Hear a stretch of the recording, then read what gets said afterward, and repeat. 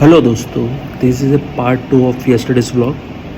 तो पहले पार्ट 1 देख लेना, अदरवाइज़ आपको कुछ आइडिया नहीं आएगा what the beep is going on. तो पहले पार्ट 1 देखो, फिर ए देखो, तो कुछ कॉन्टेक्स्ट मिले आपको। पूरी बस एकदम खाली थी, मेरे अलावा कोई पैसेंजर था ही नहीं उस बस में, और इतनी वीआईपी ट्रीटमेंट की एक्सपेक्टेशन तो मैंने बिल्कुल नहीं की। तो इतनी ट्रैवलिंग के बाद एक बात तो मुझे समझ में आ गई थी, अगर किसी भी जगह की नेचुरल ब्यूटी आपको देखनी हो तो आप जस्ट लोकल बसेस या लोकल ट्रांसपोर्ट में ट्रैवल करिए। अगर आप एज ए टूरिस्ट ट्रैवल कर रहे हो तो फिर आप वही होटल्स और वो किसी भी जगह ही देख पाओगे जो सब देख रहे हैं। तो पटना से पूंजार के लिए बस तो मिल गई। मैंने भैया को बोला कि मुझे पूंजार जाना है, बट उन्होंने मुझे बीच में बोल दिया कि पूंजार तो तुम्हारा चला गया। मैंने बोला कि मुझे तो वाटरफॉल जाना है।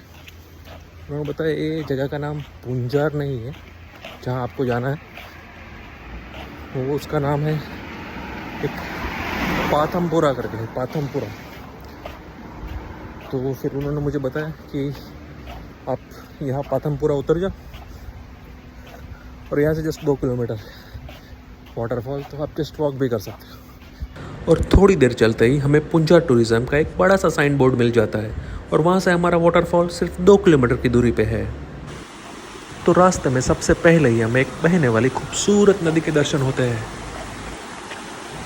वो नदी में बहने वाले पानी की मधुर आवाज़, वो कच्चा पुल और कुदरत में समाई हुई असीम शांति मुझे बचपन में देखी हुई मालगुडी डेज वाली कहानियों की याद दिलाती है।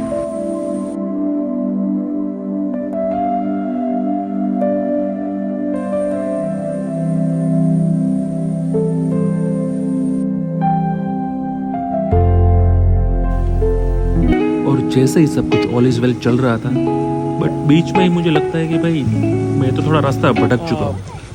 Waterfall which side this?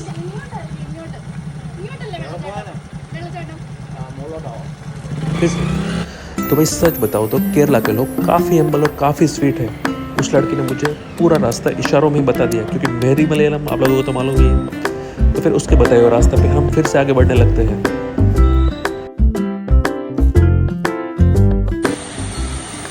सोच सकते हैं कि आपका घर यहाँ पे हो,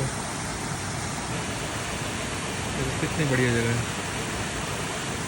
घर है, बाजू में जंगल है, झरने हैं, डेली स्विमिंग पूल यूज़ कर सकते हो।